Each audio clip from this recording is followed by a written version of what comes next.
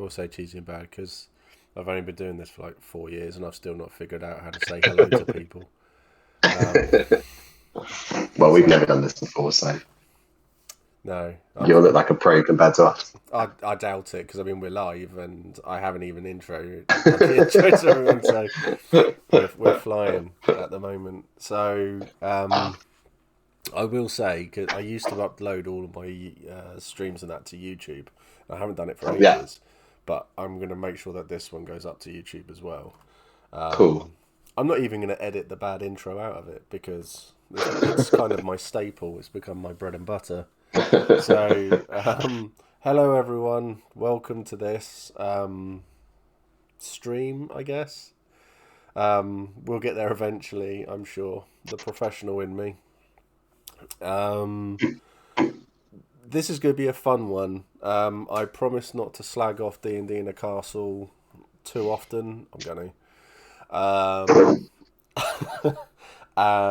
am going to start on a sad note, but because we're gonna build up in a bit. So for everyone watching who knows Ben, people who know Ben or Ned Pegasus, as he is called in our community. Ben is in hospital. He is in a coma. He had an ear infection that developed into meningitis and sepsis incredibly quickly. So Ben is not doing well. Emily his wife is struggling with the twins and everything, but we are sending her and Ben all our love. I'm going to make a little card, so if people want to sign it, it will go off to him, so he knows we're all thinking of him. So, yeah. For those who don't know Ben, you definitely know Ben. He is the big Dornishman, and that from Empire LARP. Okay. So, yeah. So, started on some serious stuff, but I promise you, we'll feel a lot better by the end of this stream, and that. So we will stay positive for Mr. Ben, not the train person. I'm pretty sure that's what Mr. Ben actually was. Anyway, so much for humour. Okay, no. You two signed up for this, all right? There's no backing out now. So, these are the people you're babysitting? Is it, Sam? Oh, it is, yeah. He's sneaking in for a banana, I think. Wonderful. So, Yeah. a while ago, I started to follow this company on Instagram, the aforementioned Moonshine Adventure Co. It was just weird pictures of castles being put up, literally flooding my Instagram. And the first few times I saw it, it was just like, what the fuck is this? And I ignored it. Then I saw it again, and it was just like, be part of your own adventure in a castle. And I thought, well, that sounds like it could be interesting. So I had a look at it, and then I thought, oh, it's D&D in a castle. It's going to cost a fortune. Then you realise that it's actually a company that's just, an idea. It had just started. It was being come out there. It was putting the feelers out. And I thought this was quite interesting. So I think I was in probably your top 15 or 20 people to follow you. So one of the first load. So because this is something that I really, really like. It's a good introduction to this hobby. So, because I think, as I said to you, Sam, when we first spoke, that D&D and tabletop games are the gateway drug to LARP. Yeah. So, quite important. So I think, so it sort of like developed from there, and then it's just grown into this is a thing I think that needs to happen. I am gonna slate D&D in a castle very, very quickly, because we've just had a look at one. Hey, Dawn, for a Chronicle thing that they're doing over 11 days, and that's going to cost over 10 grand. to do that, and that includes accommodation for that. But Jesus Christ, that's ridiculous. That's me saying it, not these two saying it. They're very professional. I'm not. So it's absolutely ridiculous. And for yourselves, you've put a price out already, haven't you, for a long Yeah, week for a weekend on yeah, how much it would cost, and it's not 10 grand, is it? yeah. It's about it's about £250 a night basically. So our three nighter is 250, sorry, 750 overall, Mm. and our four nighter is 900, and that Okay. includes everything. It includes accommodation, it includes either all your food or most of your food. Yeah. Yeah, Well, that's good. That's good because I think these sorts of things are. I think they're quite important for tabletop games because losing yourself in a tabletop game when you're in other locations that aren't a castle, for example, it's okay to get immersed slightly in it. I can stretch to 50 quid and a bag of chocolate buttons. Um, so I think there's a we lot can of bring the chocolate buttons. yeah. So yeah, Yeah, so I think um, yeah. there's a lot of stuff out there that, and I think having the castle element is really really good. But you haven't just gone for castles, haven't you? Because your stories sort of involve the like historical Yeah, elements as well. yeah, yeah. That's right. I mean, Tom's the big clever writer man, so I'll pass over to Tom in a minute. That's a big Because usually what happens is I send Tom a 7 minute voice note with a load of unhinged ideas, and he turns it into something that you can actually use.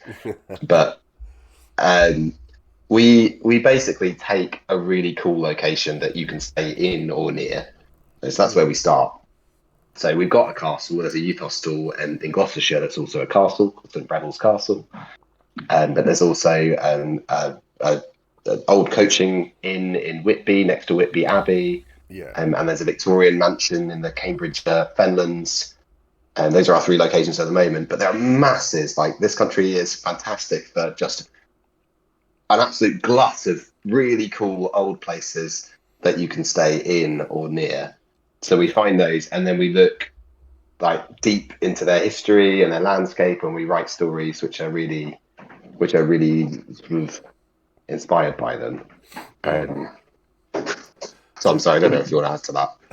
Yeah, no, I mean, well, you handed over to me, Sam, and then you just said Yeah. everything that I was going to say. I thought I was bad. Um, I'd add to that what I really like about writing stuff drawn from the history of the location is that you unearth stories that you couldn't have invented. There's always something that's like ties into something else, and then that matches the theme that you were going for, and it all ties together. I don't try not to give too many spoilers for the events. A lot of eels in There our are a lot of eels. I don't know how we've got close to eels, but the eels feature strongly. yeah. so I know St Breville's quite well. I used to do a vampire LARP up there. They used to do a big weekender, and you'd be there from Thursday to Sunday, and be staying up until 3 4 in the morning after Wow. drunk way too much wine, and then you'd pass out, which was great. So yeah, so St Breville's is a lovely place. It's a really nice location, and the beds are very comfortable as well. So yeah, I can definitely vouch for that one. So what was it that made you two want to do this to start off with? And is it that I D and think D in a castle is so fucking expensive? I think it's more that we played together and had managed to arrange a couple of weekends here and there when it was the only thing we were doing. Mm. And having that space to do it is fantastic. Like you get to not have to think about what else is going on. You get to really get involved in the campaign that you're playing, the adventure that you're playing. Um, And I think, in part, we were like, well, how can we make that more of our job? And in part, we thought, how can we make this more accessible to people? Because the thing that we found that was the hardest thing was just finding a weekend that we could both do, Yeah, or exactly. could do. Yeah. So being able to say, look, not all of your friends can make this one, but come and meet some other people and play with them instead. Yeah. Really just opens out a lot of options to people. Oh, It definitely. also helps that sorry, Steve. It also helps that we both live in medieval cities. So like we'd be doing these weekends, and then we'd be going for a little jaunt down a nice cobbled alleyway, and we'd feel more immersed that way as well. Mm. I live in the home of the Spitfire. Lovely. No, not really. No, Eastleigh's fine. Eastleigh's fine. So Missy has just said in chat, talking about D&D in a castle, that it's totally not worth it. She's been, Oh, really? yeah. So I remember her telling me about her time there, and yeah, really not worth it at all. Should we get our very diplomatic line about D&D in the castle out now? Yeah, go for it. Our very professional Yeah. diplomatic line. Uh, it's just for different people. We think it's just the shame about D&D in a castle. The thing that made us feel like it wasn't already being done was that its Yeah. targeting is for a narrow group of people, right? Because the higher you put your price point, the more you narrow market, and I'm sure that they would agree with that. And so we mostly thought, I mean, when we were talking about this and we were researching D&D in the castle more, I'd seen it a bit, but we were like, it would just be really nice if we had something like this, but for everyone, for a Yeah. bigger group. I- Also, particularly for the UK as well, because they market in dollars, right? Like that's their Yeah. main target is the US. Yeah. I mean, I'm quite lucky in the fact that, I mean, with everything that I do, it's mainly LARP centric. But I do a lot of charity stuff, and I do tabletop games to do that. Hey Monty. So I do a lot of stuff like that, and it's nice to be able to look into all of these sorts of things. And I think, I mean, whereas I think people like Critical Role have done a great thing for the hobby. Mm-hmm. They've really made it mainstream, and all of that. And there's a few others as well.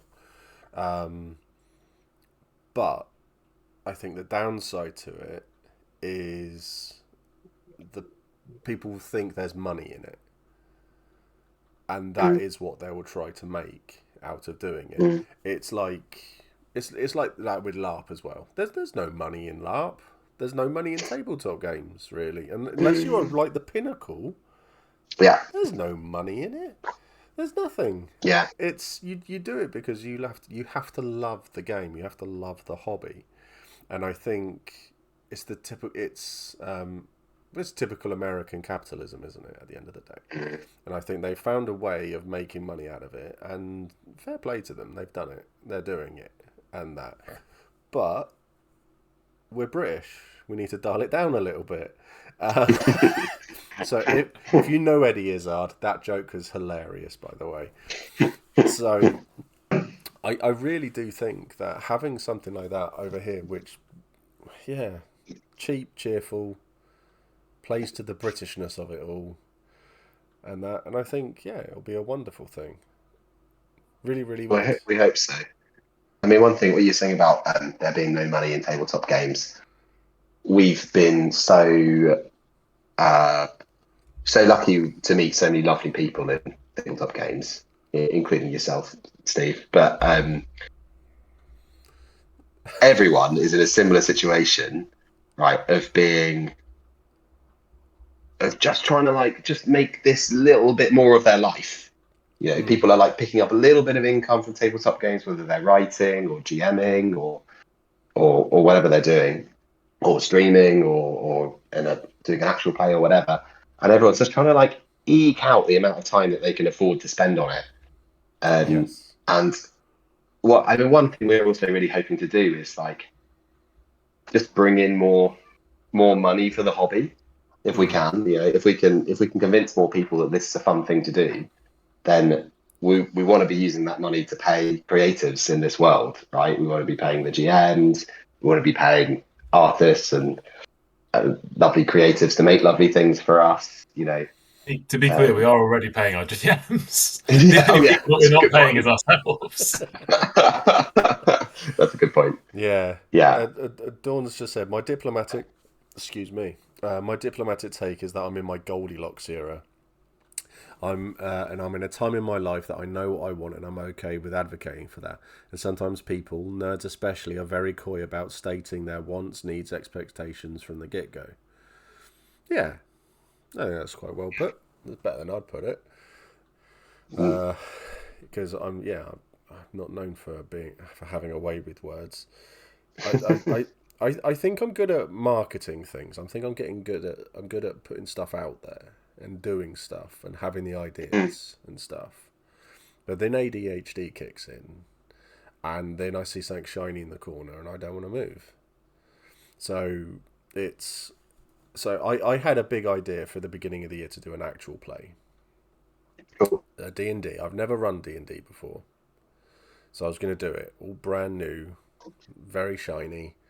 And it was for a team of losers. Literally, they were going to be on their evil villain character arc. So they always turned up to dungeons. So if you two want to use this, feel free. They always turn up to dungeons, and the first thing they see is the heroes just leaving and walking off with all the loot and everything. And they walk in, and everyone's dead, everything's gone, and all of that. And that was my campaign idea. So it was just them trying to get one step ahead, and then basically what they figure out, well, we're just the bad guys. Might as well take out the really heroes and stuff like that. So that was my goal. That was my plan for that. So, but obviously I started work, and yeah, I'm now knackered all the time. Yeah. So Yeah. So yeah, I think this is a really good. I mean, to be honest, it's the reason I reached out, because I think this is a fantastic idea, and I think it's about time something very British about it was done, to put our own British spin on it. Do it, in this country where the history is, and all of that, and give people not like the biggest names in GMing and stuff like that, but names that are people like recommend and stuff. Because I'm not gonna lie, I don't know a single one of the GMs that you've got. Yeah. But it's been fascinating looking into them. Yeah. And seeing that it's like they're not the biggest, but they are popular. People do like them. So, and I mean, we've been so lucky to like, just I don't know. We felt so lucky that some of the best UK actual play folk have been interested in us. And again, they're not like UK actual play isn't huge, right? It's not Critical Role. It's not Dimension 20. We're talking a few thousand subscribers or listeners or whatever, rather than hundreds of thousands or millions or whatever. But they are really cool, and also something about their groups that I love. It's just how like lovely and collaborative they are, and that's one thing we thought when we were listening to them. Like we just thought, not only are you cool, but also I would really enjoy spending a holiday with you. yeah. And that's so important. We want people fundamentally to have just a really nice time. Well, that's it. We were talking about rubbish taglines, weren't we? About being like, yeah, we're fine. but you'll have a nice time. Yeah, we're nice would be good. Yeah, we're nice. Yeah, that would be good. Yeah, we're fine. Yeah, I think that's the big. So Dawn wants to know what GMs you have. I must admit, I'm on your site and I'm trying to find them. That's fine. I can read them out. So we've got Zach Fortegom from. He's the producer of Oxventure, and he's a GM for a podcast, for an actual play podcast called Realms of Peril and Glory. Okay. We've got Maddie Searle, who's also on that podcast, and they also have their own TTRPG podcast where they play solo or duet games, which is really, really cool. I would recommend it. It's called A Game of One's Own. We've got a couple of other performers from across that scene. So we've got Michelle Kelly and Lou Fryer, who are both on masses of UK actual play. Very, very cool. Very, very lovely. We've got a couple of people who are just like GM a lot of professional games. So we've got Eve Byers from Arcadia Games in London, which is a really cool new venue. It's a drop-in D&D venue. And we've got Adam Taylor, who's like a veteran convention GM. He's a great guy. He's got the most soothing voice you've ever heard. Tom played with him up in Aircon. Oh, right. And I'm forgetting somebody, and I feel bad. I got into his game and I was like, oh, like this is like playing a game with myself GMing and sort of cross between myself and Sam, and just very soothing and lovely. Yeah, us but less grating. So the problem with that is that I have ASMR, so if people start talking and doing really soothing voice, they'd be waking me up every 20 minutes. I'll just be snoring in the corner. So yeah, Monty says this sounds so different to his local scene. Hey Mochi, how you doing? Yeah, I think that's what appealed the most. It's like gamers doing stuff for gamers, nerds doing stuff for nerds, and that, not some big company doing stuff for it.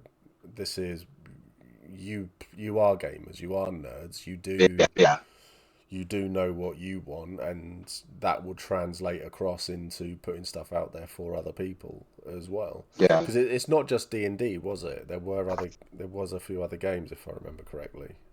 Yeah, so we're starting out with D&D just because it's well known, and it means that we haven't got another hurdle of teaching people games to get over. But in the future, we're really looking to branch out into some more indie titles but as a writer, I find them much more interesting and kind of inspiring to write for. Whereas D&D is a bit like you're the best here, you're going to win, you're the hero, go and be a hero. Whereas I much prefer games a bit like your excuse me, like your actual play, where actually the heroes are rubbish, and this speaks to my British sensibilities again. The heroes are kind of a bit rubbish, and they have to kind of overcome their own personal barriers a bit more. Tom just likes to play characters who are constantly on the brink of death. You've got to have peril. If there's no peril, I think they are the best sorts of characters, though. You need someone who's not dull. It's like I quite enjoy playing nutters, because you're never going to be that far from something really weird happening or anything like that. So I watched. So some friends of mine, they're they're YouTubers called Hat Films. They did a D&D like homebrew type thing, and two of them played quite normal D&D characters. You had a bard, you had a wizard, and they were normal. And then you had one of them who, if I set the scene correctly, it was nighttime, so the other two had gone off and found somewhere to sleep. So what he did was he went and knocked on just a random house door. This old lady answers the door, so he seduces her to the point of where he steals her bed. She's like 100 years old. He makes her sleep on the floor so he can sleep. Yes, it's the one you're thinking of, Mochi. Yes, in hilarious chaos. So yeah, he makes her sleep on the floor, and then in the morning makes her make him breakfast. And as he's saying thank you to her for doing it all, she says, "Oh, come back later, dearie." He then falls backwards out of the window and loses like a quarter of his hit points just by falling out of the first floor window. That is that's me as a character. So perfect arc. It's brilliant. You've got to love it. Monty has said he's recommending some indie games. So we've got great. In the Discord, we've got quite a lot of gamers in there. So Fate Core, do you know this one? Yeah, we haven't played it yet, have we? No, I Fate. don't. What is it? Sword Chronicles, No, I haven't Vaguely played that knows. either. and then Yeah, but there's yeah. Warhammer Fantasy. I was just say, I've heard Oh of yeah, that yeah, one. yeah. I've heard of Yeah, that one. I'm keen to Yeah. run a game on fancy roleplay. Yeah. I'm so my background as a tabletop player is from Warhammer really, and like Warhammer Fantasy Yeah. Battle, and I love the lore of it. All of that kind of like the juxtaposition of the grim with that kind of like slightly madcap humor of the like late '90s, early 2000s Warhammer world. It's just peak for me. I think I'm because I years ago I had we used to do like because I started a lot of my Discord and the Hefty Yeti stuff up over COVID to keep like LARP going for people as a hobby to keep people interested, and we played a Mhm. lot of tabletop games. So not on stream or anything like that. Just people would just turn up, they'd jump into a game, and we'd have a load of tabletop games going.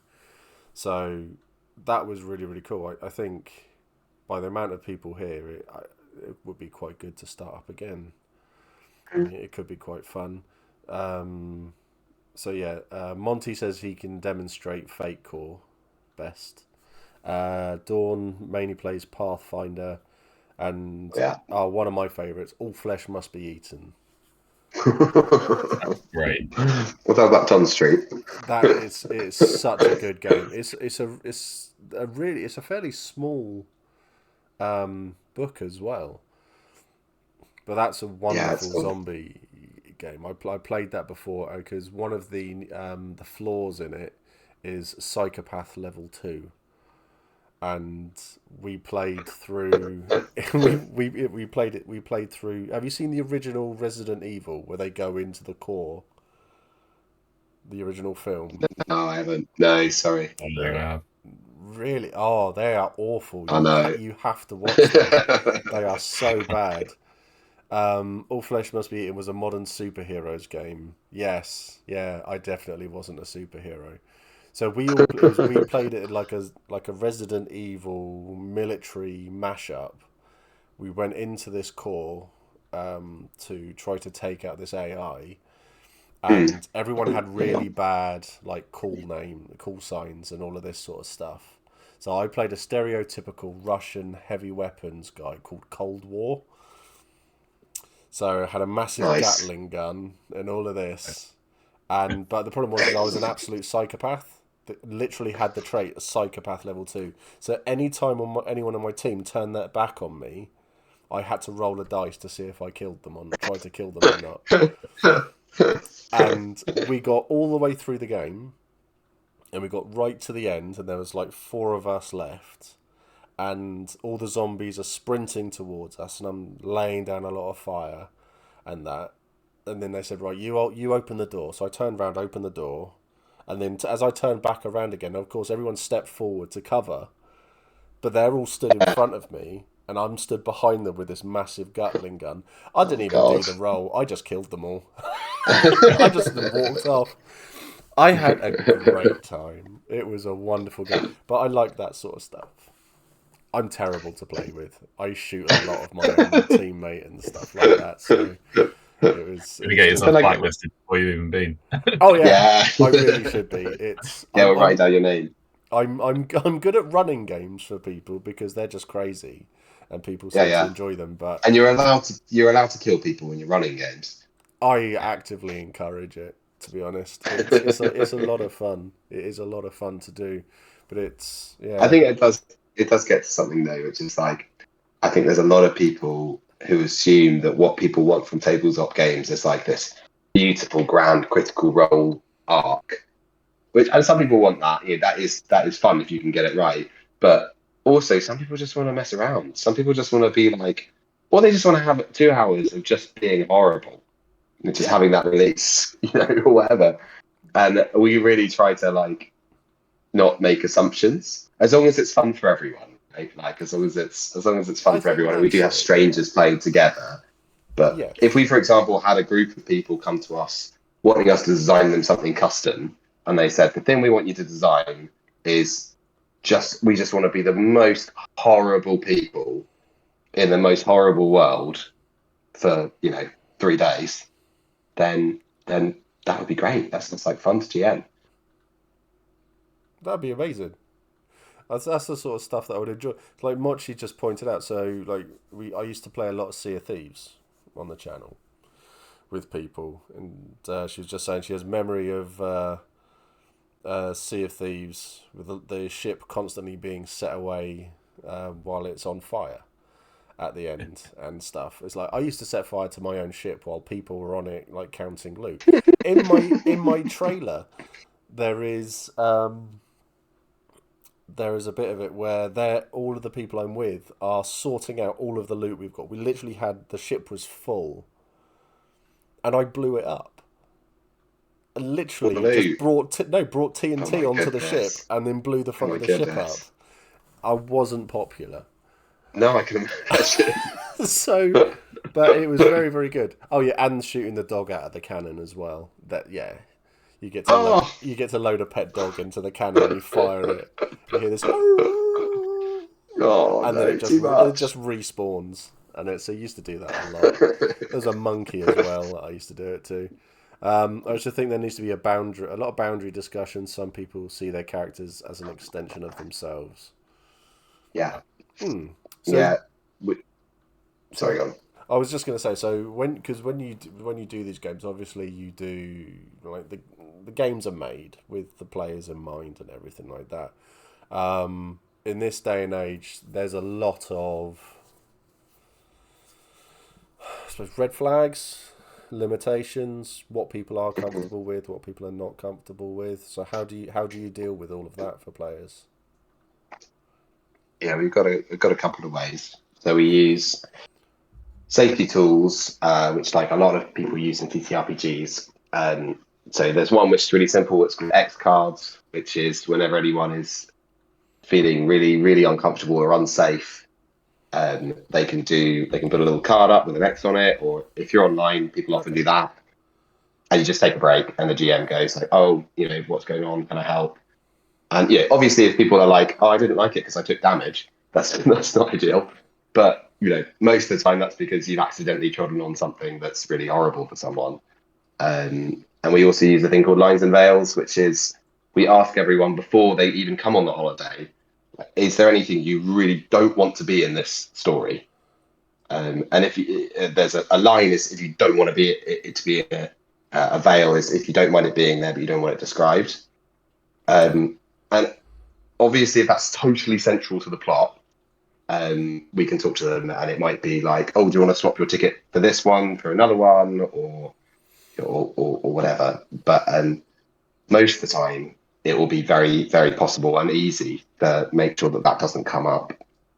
Yeah. And we've also, sorry to ramble, we've also got a code of conduct, which is like that's the kind of legal meat. How is everyone? If someone else is being horrible, and this includes game masters, by the way, because we love our game masters, but you've got to have stuff in place because you do hear about horrible things happening. If someone's abusing their power, or if someone's being, for example, like racist or sexist or homophobic or transphobic, we've got a big list of don'ts on the code of conduct. And we've also got a bit of a guide. We've got to encourage and a discourage for like, this is how we think it works. This is how we think strangers playing together works, right? Everyone's got to just kind of think about each other a little bit, not too much. You can play your own game, but think about if you led the last 3 conversations with NPCs. Think about just like taking a step back and giving someone else a go or whatever. Yeah, don't rule the room, essentially. Exactly. Isn't it? So exactly. So Dawn said session zeros, traffic light system. Yeah. There are some good tools out there. We do session zeros as well. Yeah. So hey, your Mama Reby and hey, your Mrs. Reby. I have a mother-daughter combo in chat. Oh, amazing! They are hilarious. So they were both at Empire, just gone, and Mama Reby, she likes a bit of wine. She was, I think, for use of a better term, she was fucked. and it was hilarious. She was so funny. I can't tell people what we were talking about because it's really not. It's not safe. It's very rude. Not you, Mrs. Reeve. You were all right. You were just mildly sloshed. I shall be there at E2. Excellent stuff, Monty. And new trousers. That's a running theme for this channel. Monty's trousers. They are so loud. Yeah, so those sorts of things are really good. So like when I run games, I always have those conversations, and I like to have those conversations, but I also like to have ones where people say, I don't like this, but I would like it to be included somewhere to give that sort of emotional feel to it. So it's not a big thing, but it's also they can, I think, in those sorts of scenarios. So if I said, so trigger warning for chat, like domestic violence or something like that, it's stuff's building up to it. It also gives the players the chance to go, no, don't like this, to say something, and then you like the denouement that's about to happen just doesn't, and whoever's angry in that scenario, then it's like has a cup of tea and chills out. Something like that, and you move away from it because it's easy to walk away, to break up these situations and tell a different part of a story or tell a different story. Yeah, exactly. And that, so so I like those sorts of, not those sorts of things, but I like stories that do push people, not in like a horror or terror sort of way like that, but more in an alien's gonna rip your face off sort of way. So like I know I was saying to you last time, Sam, when I was saying that Aliens is my bag. So the Free League game that they've made is it looks really cool, phenomenal. It's such a good game, and the stress dice and everything it's insane. It is so good. If you were designing a holiday around that game, where would you play it, do you think? You'd have to play it somewhere dark. I think if I was designing that game to fit into something that you were running, I would play it in a banquet hall, somewhere like one of the forts in Portsmouth, Fort Widley or Purbeck, because you've got the tunnels which are pitch black. So having a table set up in those tunnels with some lights, some candles, or something like that, good. and play a medieval sort of aliens game. That sounds awesome. Youth hostel, that'd be really good. Oh yeah. Or the there's a venue that I'm desperate to write something for and get, and it's a bit of a pain. But it's on the Channel Islands and it's called Fort Clonk. And the only way to get there is I think you can get there via a causeway at low tide, but other than that, you're completely cut off. And it's like this Napoleonic fort, basically, with like all of the gun embrasures are still there and embrasures are still there.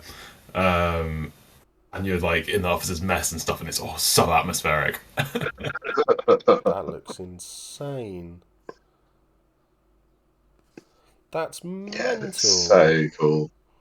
So I'll show it up, but I don't know how well people will be able to see that. Not very. It's a bit clear.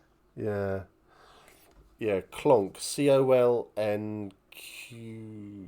CLONQUE. That's insane. That looks so cool. But it's like if you couldn't do that, then maybe on like the Destroyer or something in London. Oh yeah, that's a good idea. Something like that. I think it would all be. It looks like a fantasy video game screenshot. Yeah, definitely. Fort Purbeck would be brilliant. I think that would be really good for something like that, because you can't really. I mean, something more futuristic. You're looking up.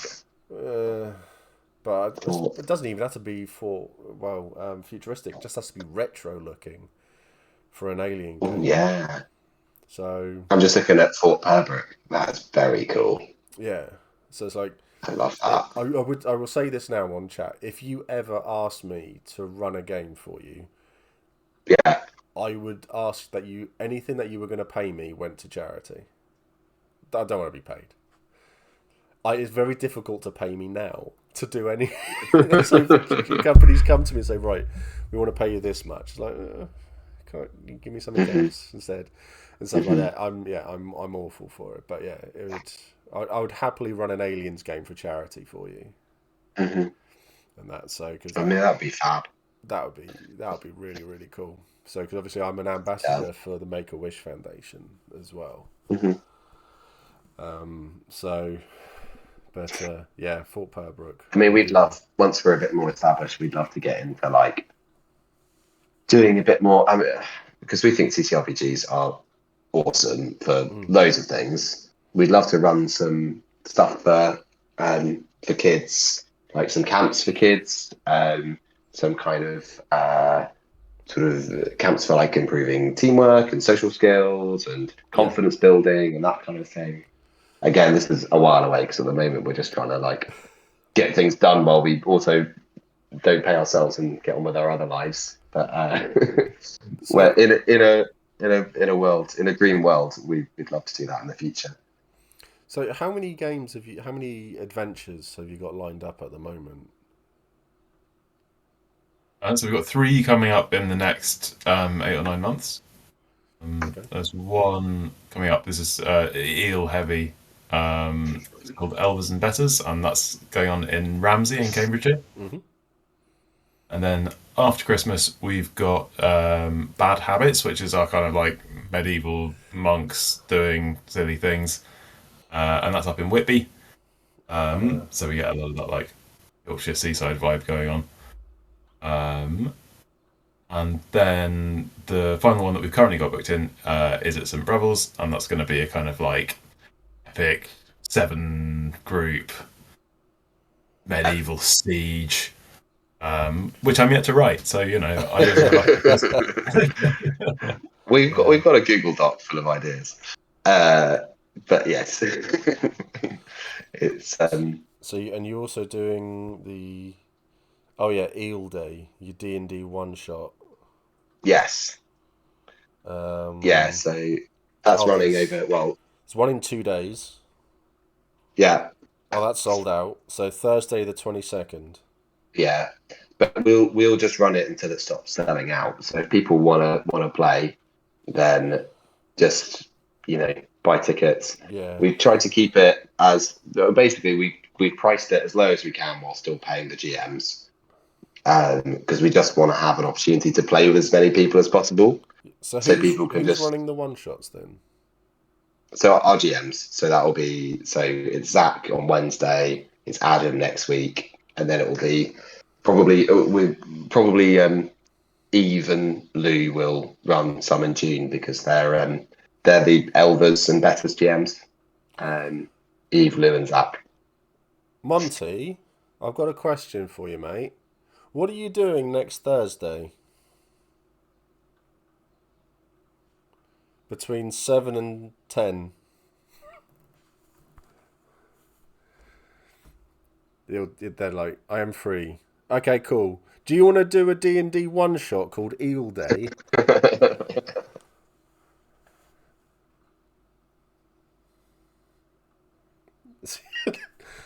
You can tell they're like 5 seconds behind me. Yeah.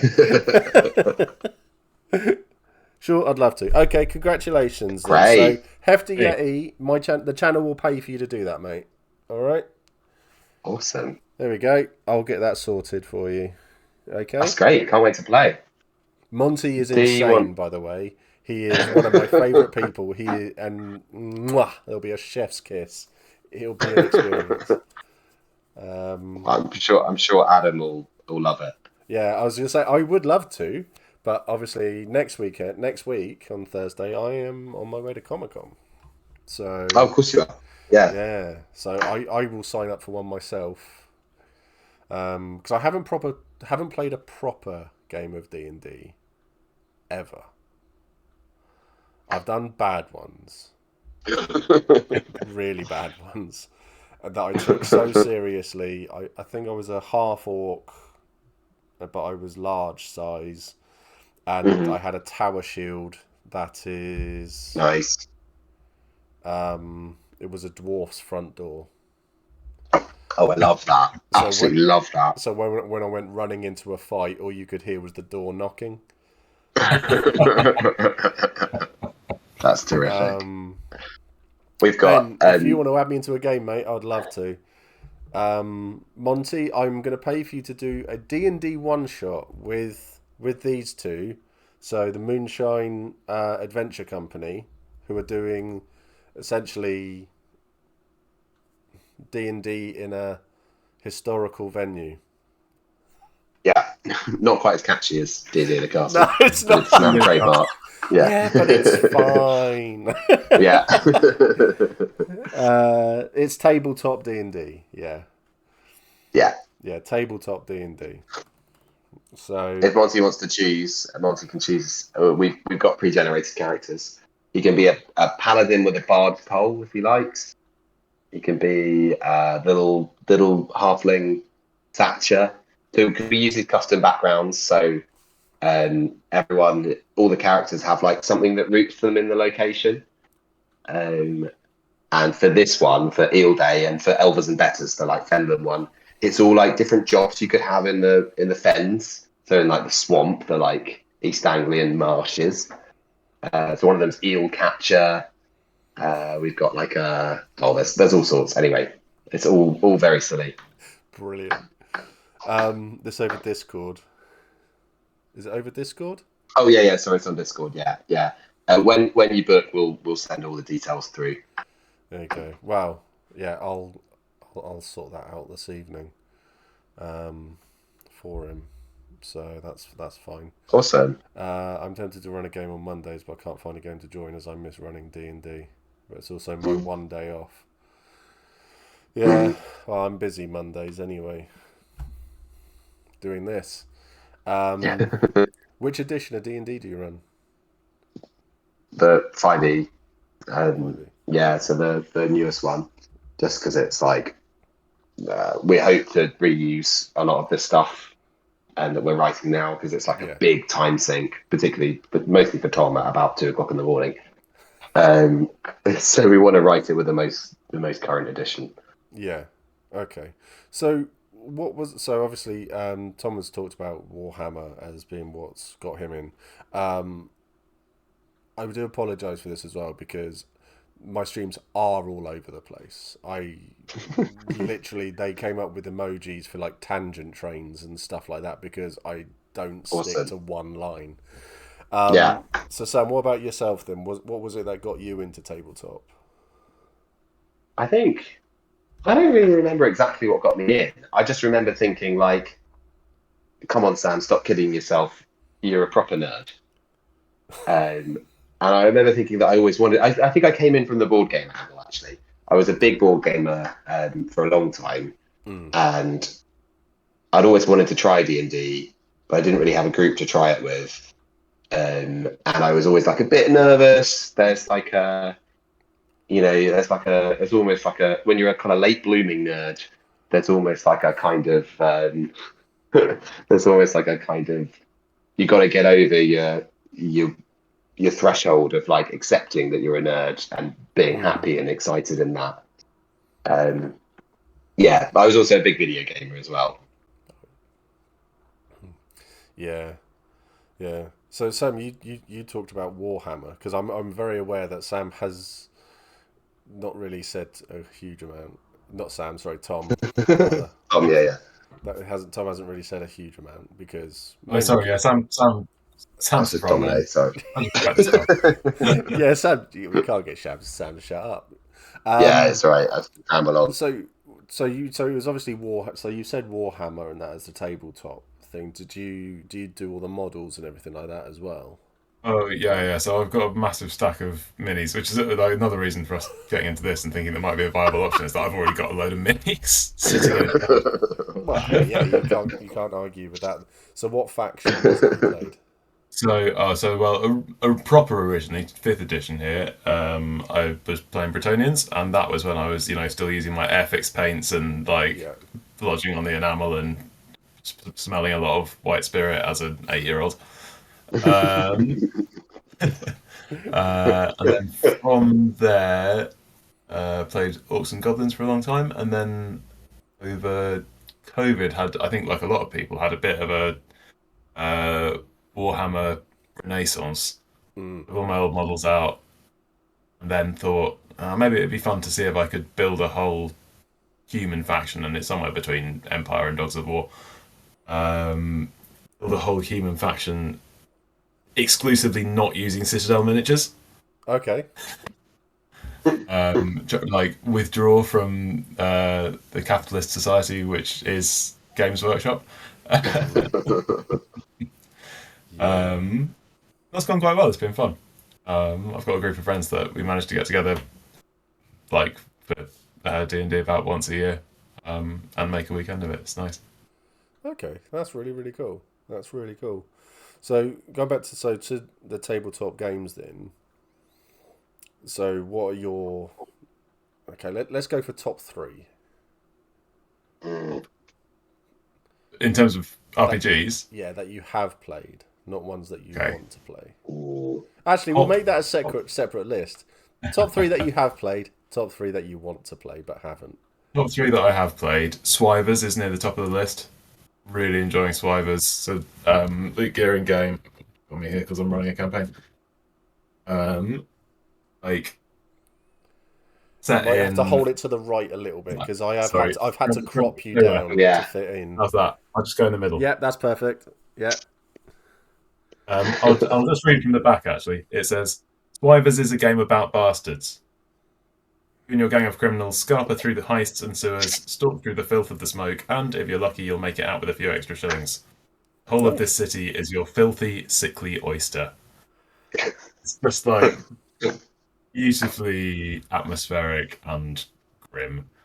Sam's character died when walking through a dungeon. His halberd caught on an iron railing and stabbed him in the stomach. Yeah, it was pretty rough way to go, I've got to say. I don't think he's forgiven me. Then I think I was eaten. Was I eaten? Pretty sure it was my corpse. Unclear, actually, but your corpse might still be down there. There's experience to be had from the corpse. I like that. That's really, really good. So that's number 1. That's number 1 for me. I'm also really enjoying Brindlewood Bay, which Sam's running for us at the minute. I think there's a really nice plot mechanic there where basically you're a bunch of old lady meddling old lady detectives in a seaside town, and you go around finding clues, and there's no right answer to what the clues are pointing at, or clues that you find and then manage to weave into a coherent theory, the more likely you are to solve the mystery. Okay. It's such a neat tool from a writing perspective, because it's like, well, I don't have to think of an amazing Agatha Christie level plot. I can let my players do it for me. Okay, that's interesting. It's been fun. And 3, I'm gonna big up Adam, GM Adam Taylor, who's currently developing his own system, which is called Peacemakers. And it's very rooted in kind of Terry Pratchett's City Watch series, so it has a lot of that kind of feel to it. Oh wow! But also has this really interesting dice mechanic of, based on the skills and equipment that you bring to a roll, you roll dice for each of them, and it might be a big dice or a small dice. Yeah. And you're just looking for successes, and obviously big dice are more likely to succeed. Yep. Natural ones on any of the dice are a failure. So the more dice you roll, the more likely you also are to fail badly. So, which is just this really interesting balancing act of using the right tools for the job. Yeah, that sounds fun.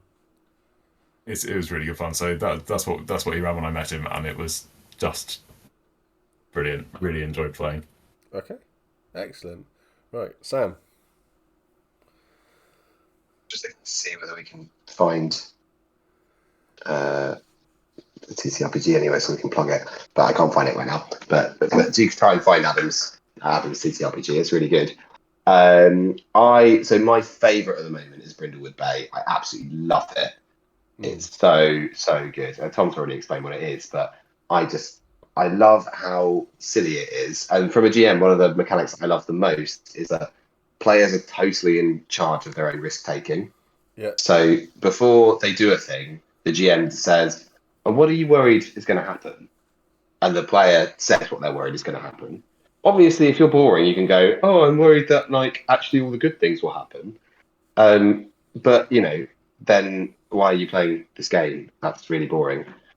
Um, but most people will say something bad. If it's daytime and they fail the roll, then something bad happens.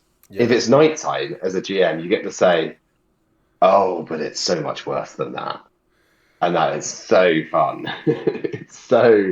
And so it's great because you feel like you can be as horrible to those characters as you like because the players have complete control of whether they want to take risks or not. Yeah. And they know full well what's going to happen to them if they do go through with the role, and they enjoy those consequences because they've chosen them, and I absolutely love that. Yeah. And number two, I do really like D&D. It's like I think there's more. The thing about D&D really that works is the community around it rather than necessarily the mechanics. Just because there's so many people who play it, Yeah. there's people know it so well, and it's just so easy to just play a game with it. Yeah. I don't think if we were like inventing all the TTRPGs now, would D&D win? Probably not. No. There are much more elegant game mechanics out there, but it's got a history to it, and it's got a following to it. And I think that matters. And then the third one for me is a one-pager called Honey Heist, which is you are all bears trying to steal honey from a honey convention. It's so fun. You're not allowed to talk other than in bear. You're allowed to talk to each other, but in character, you're not allowed to talk. You can only grr. And you have two skills, bear and criminal. And every time you fail a bear check, you move more towards criminal. Right. But if you get all the way to the top of criminal, then you leave the caper because you're no longer interested in honey, and you join a criminal syndicate, and you're gone. If you get all the way to bear, you just rage out and you start like bearing up and mauling people, and you get shot with a tranquilizer gun and you go to the zoo. So, so you have to be really careful, and it means the choices that players make are like always not really in their interests, which is so fun. They're like, I know that I should be clever right now, but I can't get one more point in criminal. So what I'm gonna do is I'm just gonna scratch. I'm gonna scratch myself. I'm gonna eat some honey, and I'm gonna grr really loudly when I'm meant to be hiding. And it just makes for such silly capers. That's awesome. Mama Reeby has asked, do you have one-off characters or ongoing developing characters? For which game? In the adventures. Oh yeah, probably for the adventures, yeah. So, my plan, it's not yet written, but my plan is much for the adventures to take place in a sort of like coherent world. And they broadly line up into an event and a prequel and then a pre-prequel. And while the NPCs persist and players' characters are welcome to persist, yeah, there is still enough space in the world for different paths to be taken through it every time. Yeah. Okay. So Is everything happening in this this adventure is going on again, and the people over there, they've already done this and they've got their own stories, but you don't interact with them. They're just you can see them. They're over there. No, not exactly. So, as a kind of arc, it's a bit like historical fiction in as much as there are some big events, and those big events are going to happen. And as a player, you maybe don't have that much agency over those, like to draw on historical fiction. Yeah, England and France are going to go to war. There's not much we can do about that. That's geopolitical. And the way that the players interact with that is like in the small scale events, in the skirmishes, in the micro politics.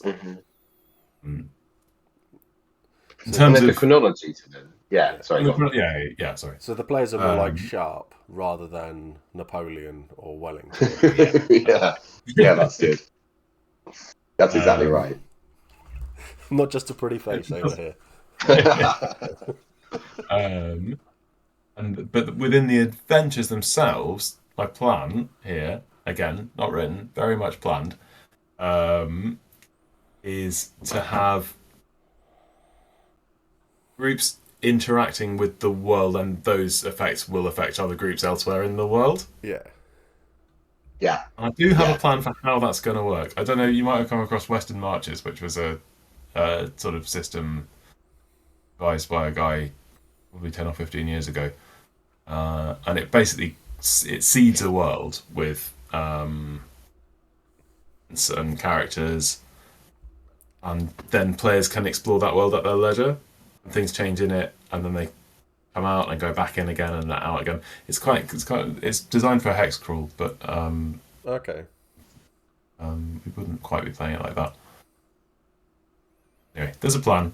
I think it's going to be elegant. I hope it's going to be elegant. We're going to yeah. find out.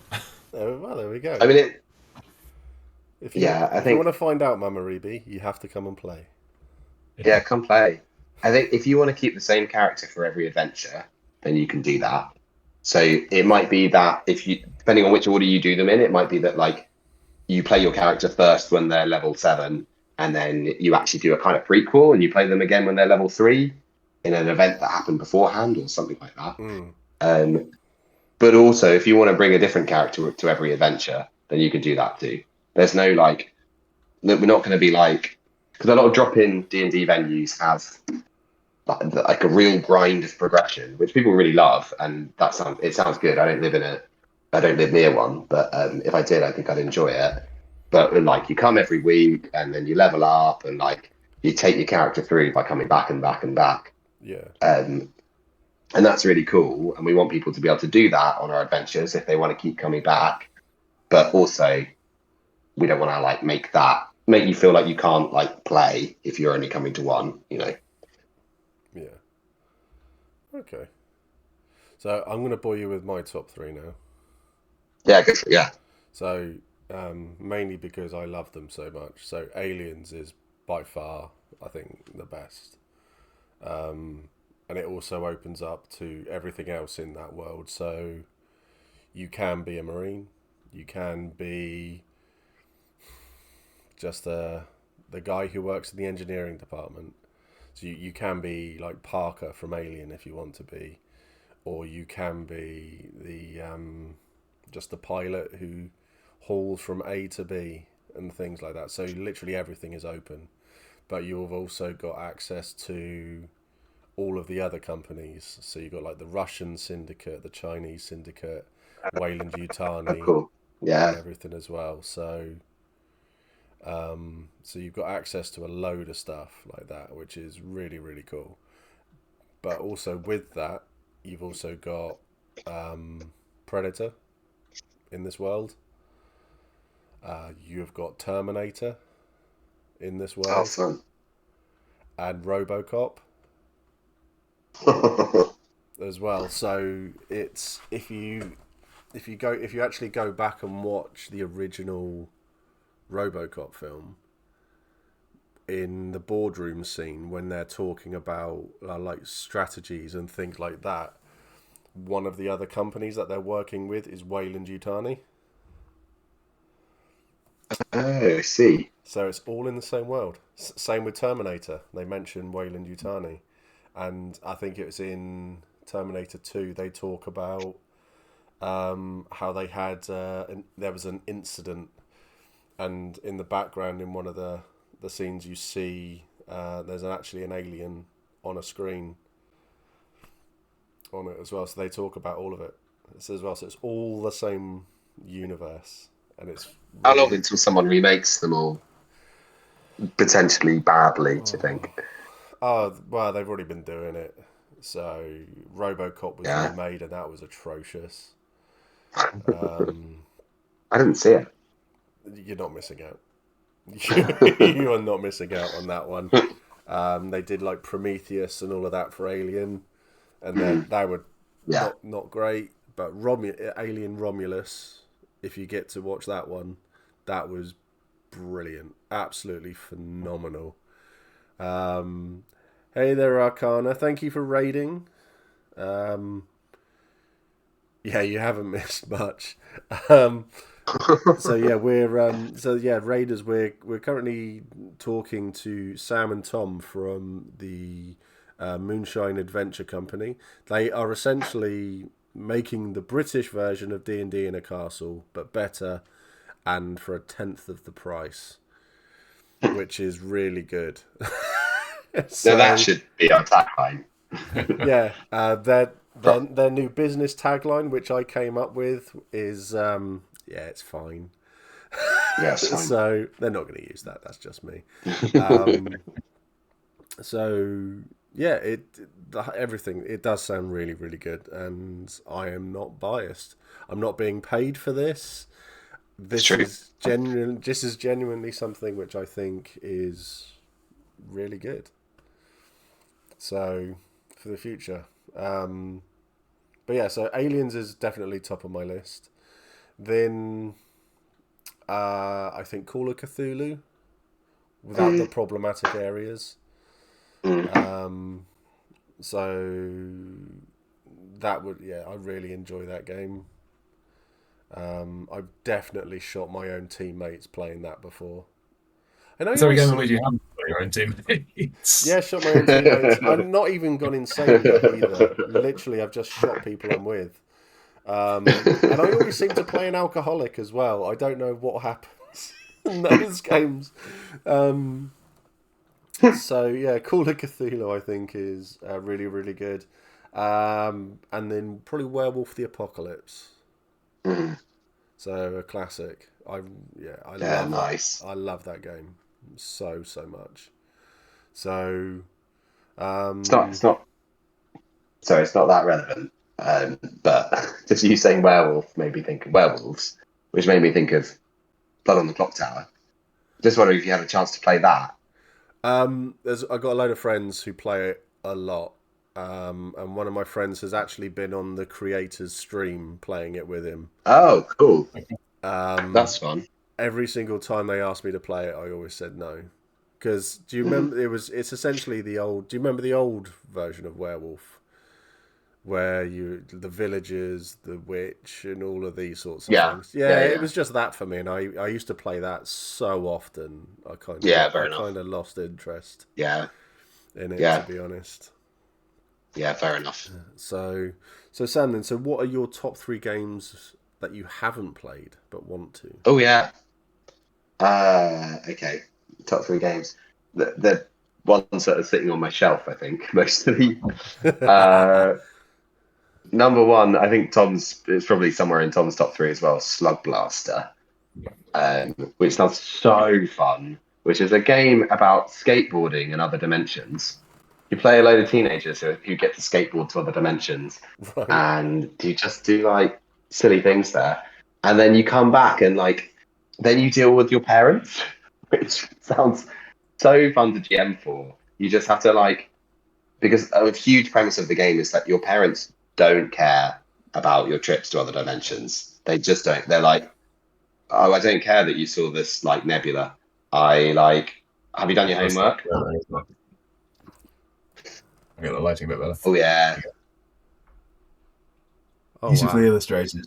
Yeah, yeah, it's gorgeous. that looks And insane. full of like lovely little world building tidbits.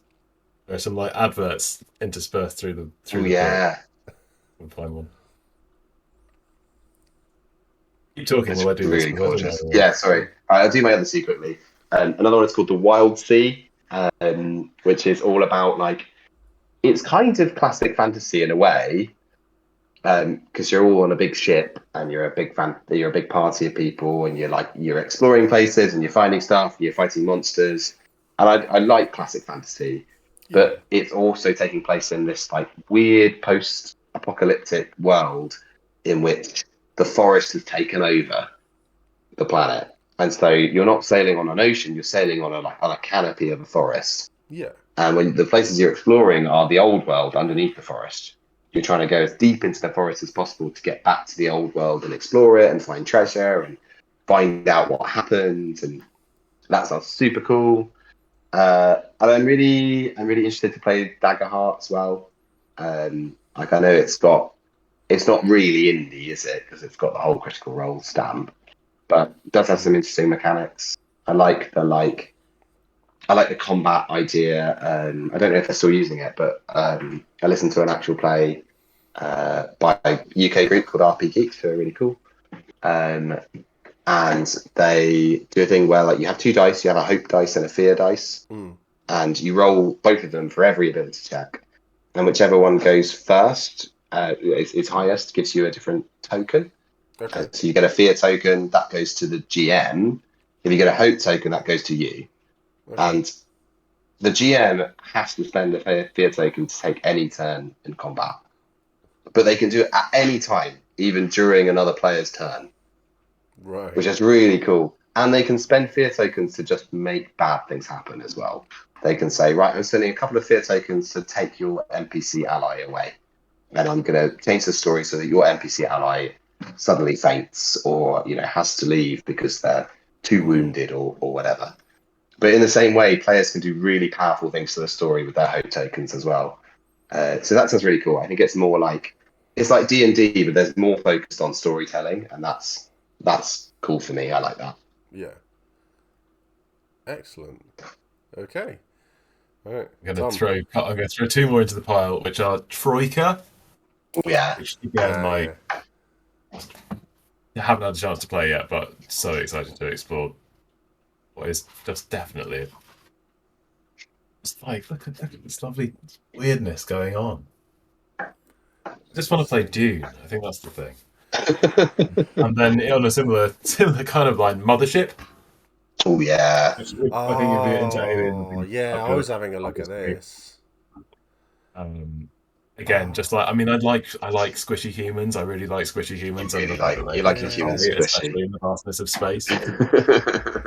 Yeah, I got sent that. A friend of mine sent me that, and I watched a YouTube video on it, and I was very tempted to buy it. It does look very, very good. It's essentially it's a very it's aliens, isn't it? Really, and that's Yeah. the whole design of it. Yeah. It looks The- really good. There are a couple of things that I really like about it. The character sheet is fantastic because the character sheet is built to take you through building a character as well. So it's like the whole thing's just a beautiful flow chart. And the character sheet also has on it a high score, which is just the number of sessions your character has survived for. Wow. Yeah. So I Or like I games think like is that because that was the Vampire the Masquerade thing, wasn't it? It's like you don't win; it's that you just survive. So, yeah, that's really cool. So yeah, nice. The good thing is I think I've heard of two of these games that are the six that you want to play. I've heard of about two of them. So I've got Tales from the Loop is one that I really want to play. It's essentially I loved the series, but I knew it was like books and stuff like that beforehand, and you're essentially it's the Goonies, isn't it? Really, that's the sort of game I'd want to play, but in a weird sort of futuristic but not futuristic world. Yeah. And I think it's you don't die. It's like if things go badly, you're found by an adult and taken back to your parents. Yeah, I really like that. And I think that's such a good mechanic because then the Yeah. following evening it's about you breaking out of your home to go back to where it was and all of that Yeah, sort of that's stuff. great. So Tales from the Loop was one that I think I actually started to write a campaign for that one. So I've got the book for it. So that was very high on my list. And there's also, I think it's called Kids Riding Bikes. Oh yeah, kids on bikes. Yeah. Kids on Bikes. But Yeah.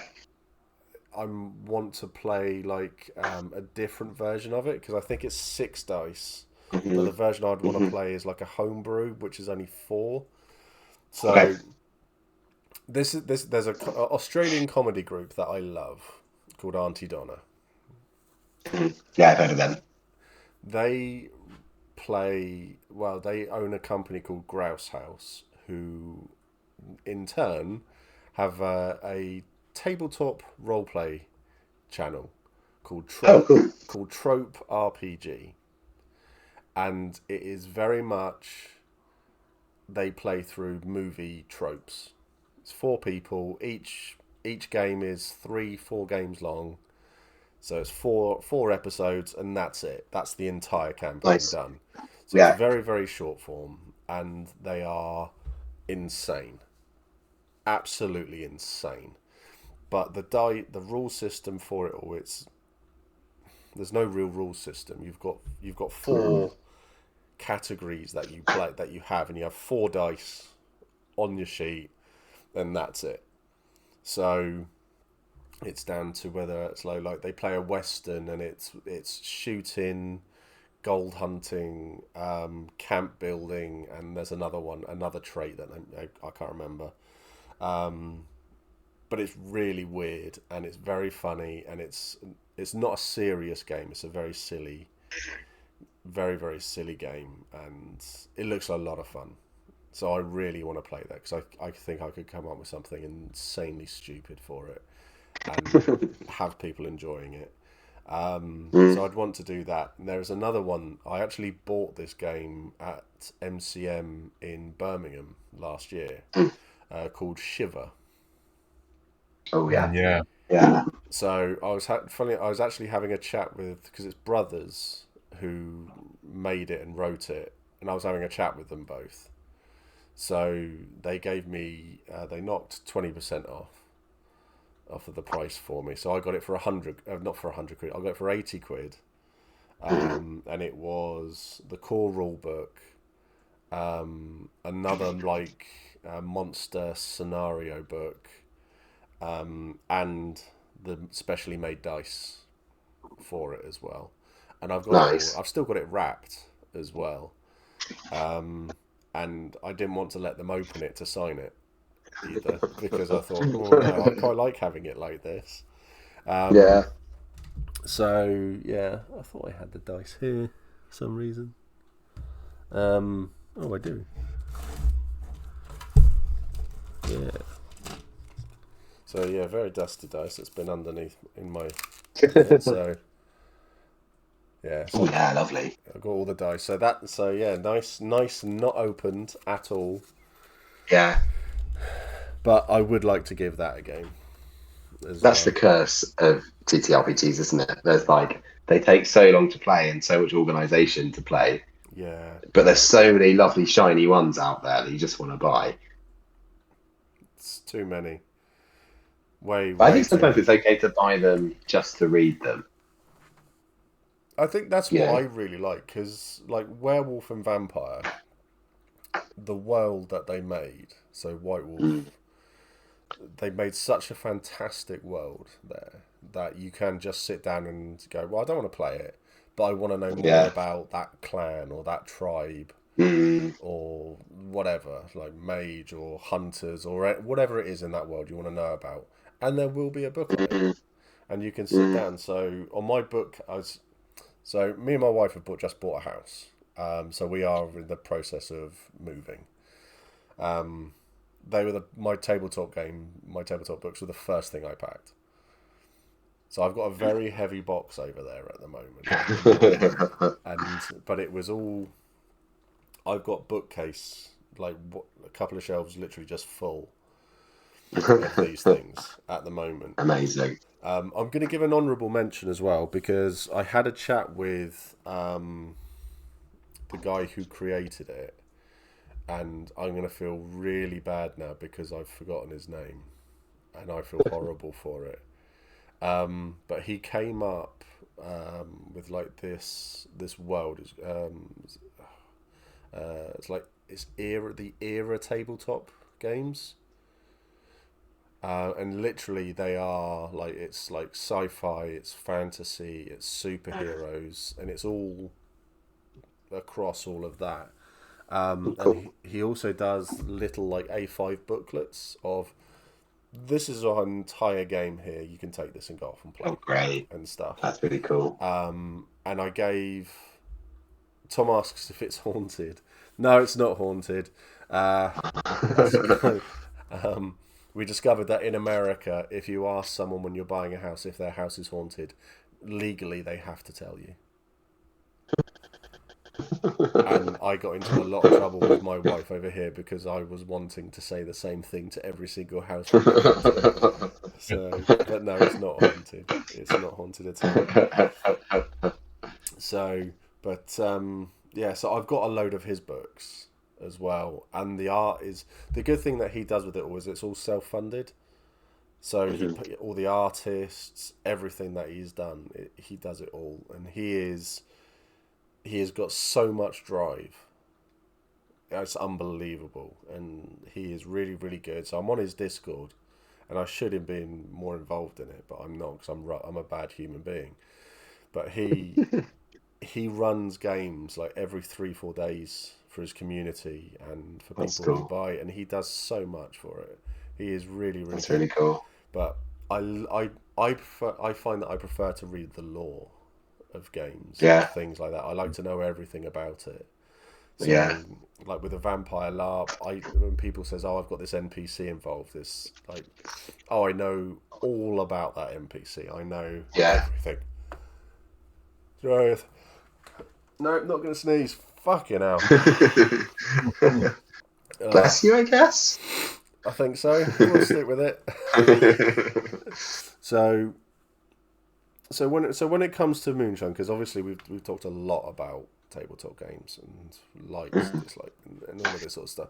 I've only slagged off D&D in a Castle a smidge, which I'm quite pleased with. So, what is your ultimate goal for this? Oh, Because when you, good obviously when question. you sat down and you decided we want to do this, um, have I got any mods in chat? I can't. I don't know if I have. There's someone who I need to.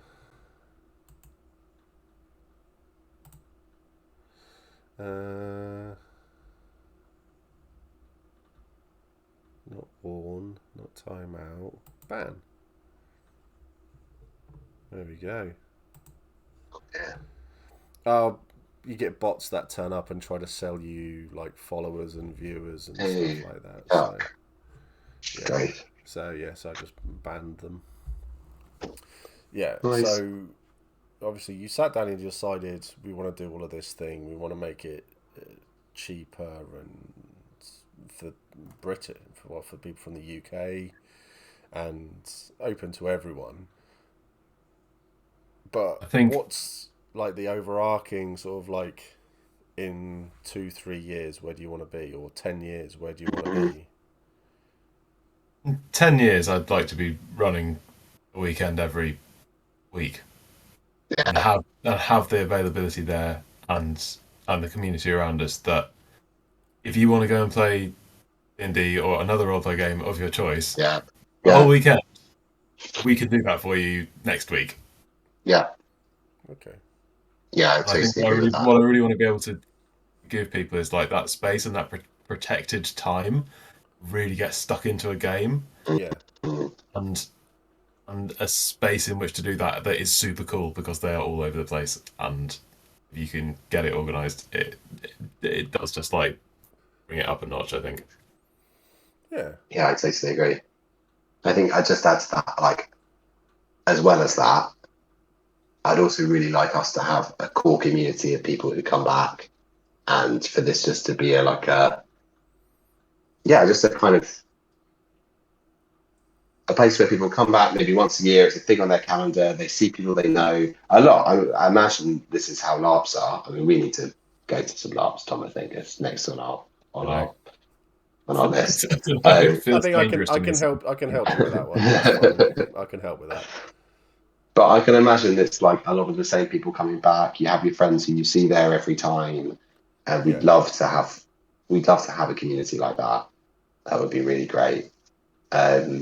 And from a like a really boring business point of view, we'd just love to be in a place where this can be. We could just put all of our time and energy into this, and within the next few years, and we can start. We can expand, and we can start employing other people to do stuff that we're useless at. Like for me, social media, and be a real life business rather than a kind of we are a real life business, but we it's nice to be paid. Yeah, I can see that. Monty says LARP is very different from tabletop. It is true, but it also does have it has its similarities as well. But yeah, I mean, I've got an amazing community here that will bite your arm off as soon as you said, yeah, perhaps I should come and do a LARP. Yeah, there are so many out there. But you're going to come along to MCM in Birmingham, potentially. Yeah. And Yeah, we'd love to. That'd be great. That'll be a good place to show yourselves off and that as well. So does it? I've gone through all this, and I haven't asked chat if they've got any questions for you at all. This is generally the way of it. No one stops talking, and it's really good. Yeah. So chat, if you've got any questions, because I've just noticed the time as well. So I normally finish about 15 minutes ago. So we went off on one about RPGs that we haven't yet played. Yeah. I can play tabletop games in my pajamas. They've got to be IC at LARP. Yeah. This is true. This is very, very true. Yeah, you've got to be in character when you're LARPing, so you've got all your gear and stuff like that you put on. But I mean, you do get wonderful bits of artwork, so like this. Gorgeous. And this one as well. So you can't really see the. So I'll move it up a bit. So that's my wife in that one up there. Oh, nice. So yeah, it's okay. So Mama Reeby, we've already said that. What events have you got planned? We've already gone through it. We've got an adventures page on our website, which is basically like a radio host reading our website. moonshineadventure.co.uk/adventures. And that's got the full list of them. Have you ever had the thing where it's what's his name? It's one of the old Radio 1 hosts, and he's going like https:// and reading out the whole address like that. Oh, it's brilliant. I've not heard that one at all. Right, I need to. Well, remember, I need to sign up to your one shot for next week for Monty. So Dawn's asked, "What's your favourite game genre?" Ooh. I can't really say dumb because chaos. Because that's literally what it is. I think I like a classic fantasy. I agree, classic fantasy, but like low fantasy. Yeah. So like, I like the physics to be broadly predictable. Some weird stuff to happen alongside that. Yeah. I like my fantasy medium high, and Tom likes his low or low medium. Neat.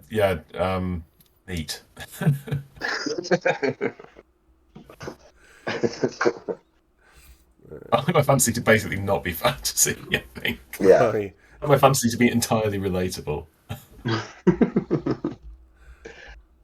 Okay. I've lost the one shot. I'll find your next adventure. There it is. Oh no, it's not there.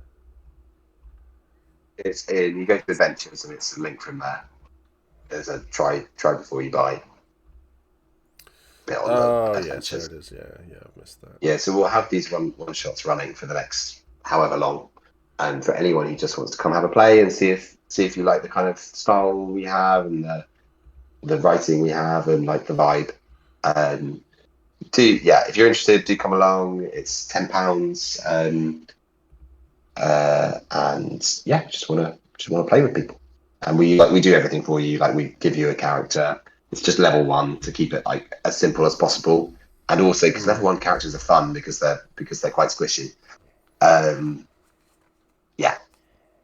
It should be lots of fun. It will be. And there are a lot of eels. There are a lot of eels. If you've got any sort of eel phobia, then Yes. this one's probably not for you. No, not for you. Right, I have completing your order. I was going to have a think. Oh, brilliant. I'm going to get an email. Have you just had it? Oh, won't it? No. Has it come up with Not yet. payment errors? Hang on. Right, okay, no, my card failed. So I'll have to sort that one out.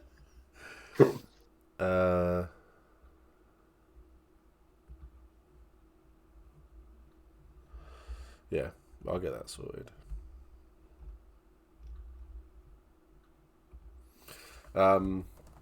Yeah, so because I'm going to bring it to an end, so is there anything that you want to say to people? Is your final pitch? Oh, pitch. Well, we just mentioned Eel Day, didn't we? That's the best place to go if you're curious about coming on if you're Moonshine curious, come play an Eel Day one shot with us. If anyone happens to be going to UK Games Expo in Birmingham at the end of the month, we'll be there. And also at Comic Con London, Steve will have some of our leaflets as well. Hopefully, if we get them printed in time. Yeah. And I think that's more or less it. Thanks for Am I missing anything, Tom? Yeah, thank you so much for having us. Yeah, Thanks for having us, and yeah, someone introduce us to LARP because I'm Yeah. LARP. Right, it doesn't want to let me do it, so I'm just gonna have to PayPal you or something. So Yeah, that's fine. We'll sort that out afterwards, and I'll get that done. Yeah. So, we'll book you in anyway, though, Monty. We'll reserve your space is reserved. So yeah, and then Monty, you have to come and let me know what it's like because I'm very, very curious about it all. So, so yeah, this has been really good. I do enjoy these sorts of things where it's people don't know about this sort of stuff, that they don't know it's out there, and we just have a laugh and we just talk about it all, because every day we're all fucking nerds at the end of the day. Dawn has friends going to GE. Oh, great. So yeah, we got to stand there. We're in Hall 3A. There we go. Next to a bit on the map called the Void. It's probably the toilets. Yeah, probably the toilets. So, yes. So just to finish off with me, then I'm gonna put the link for Ben's card into the Discord. Or the bins. Into the Discord. I'm also going to look at getting tabletop games up and running again. Not for streams or anything like that, just to make it go back to what it was, because it was a lot of fun and I did enjoy it. They're very, very silly. I think that's about it, really. Probably got something else important to do, but I've completely forgotten. But yeah, that's what it is. So this has been Sam and Tom. This has been great fun. We'll have to do this again in a little while, just to find out how things are going. So you've done more games, you've done more weekends, and get an update on how everything is. To put out how often you've spammed my Instagram with pictures of castles and and everything. So, but yeah, we'll do that, and I think at some point I'll have a look at coming and doing one of these, because I think it'll be a lot of fun. It'd be great to have you there. Yeah, it'd be awesome. Don't kill everyone. Oh yeah, no guarantees. No promises at all with that one.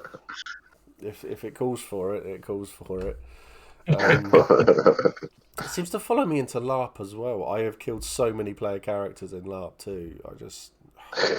I think I've got problems. But that's an entirely different stream. So I'm not going to raid anyone tonight because I just can't be bothered. Not tonight. It's been a long day, really, really long day. So thank you everyone for coming to watch this. Thank you both of you for coming on. This has been really Thank good you. fun. Yeah. And we'll have to get you involved in. We'll run some tabletop games and get you involved. Moonshine should visit us Yes, at that's great. MCM. Well, there was an invite to come to London, but they are busy. Well, that We is are going both on. on holiday, gloriously.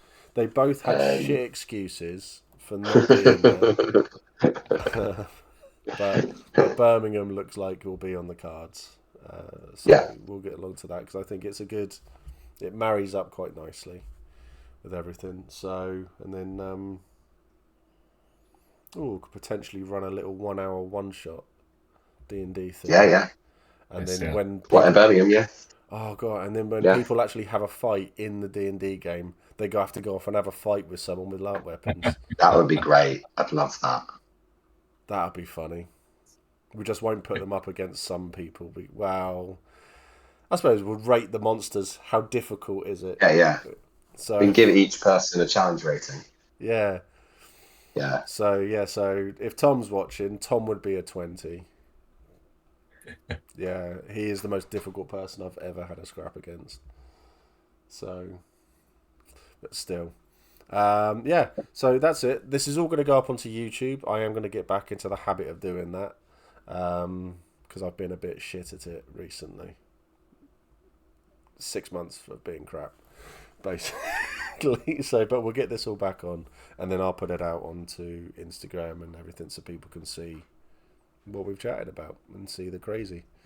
So yeah, so thanks for coming on. Thank you for watching, everyone. I'll be back on Friday.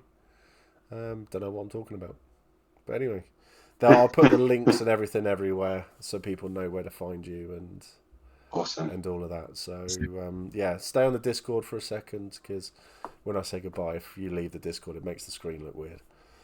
Okay. Right, take care, everyone. We'll see you soon. Cheers. Bye bye. Right.